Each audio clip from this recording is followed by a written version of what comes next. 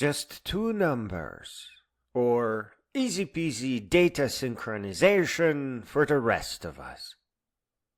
Every use case has its quirks, so we will not get too deeply into examples, but that's actually really good because we can just focus on how it's done. We will simply solve the problem of data synchronization and let you apply it to whatever you need. This type of data synchronization is called eventual consistency, as it assumes that all things will eventually get all the data. It's a pretty easy guarantee to make. It relies on a revision number that must be incremented each time you make a change. Each time you update a file, move a window to a new position, or change user profile, wherever it may live.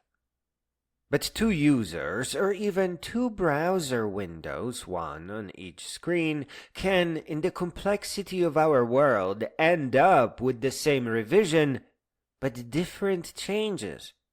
Alice and Bob can each submit a new and unique version of some data, whose original revision was number 2, and now they both submit revision 3, and both of these documents are different.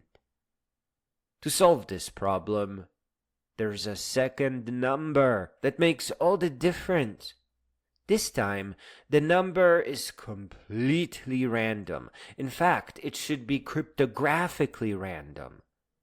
When we get 2 revisions, each marked 3, we save them both to the database. But pick the one with the larger random number as a winner in the conflicting revision, marking the losers as conflicts. We effectively select a winner at random because the decision is based on random numbers. And as long as all the participants eventually get all the revisions, at least once, they will all select the same winning random number, the biggest one of the bunch. That is the meaning of eventual consistency. Now, sometimes you need to make a user interface where your users can go in and review all the conflicts. For example, revision 3 will have one edit conflict, and someone may need to go in there to see if maybe perhaps the conflicting document is better than the winner. Other times, you just treat the winner as supreme and destroy, squash all the conflict. Position of a window is a good example. You don't care who the losers are, so as long as all participating desktops agree where the window is at. On the file system, you make a directory named after the file name. Document-txt. And save data as revision-that random number.txt. This way, all the data is always saved and never overwritten. It is a neat way to make a wiki. In object-oriented programming, and let's use signals as an example, during normal use, you just assign a dot value. And that increments the revision and changes that random number internally. The master is making the change. But when remote data comes in, you first compare the revisions and check the random number winner. If you have a central database, a major source of truth, call it up and ensure you grab the latest data and check again when the user hits the save button. If you detect a conflict, interrupt the user and have them resolve it.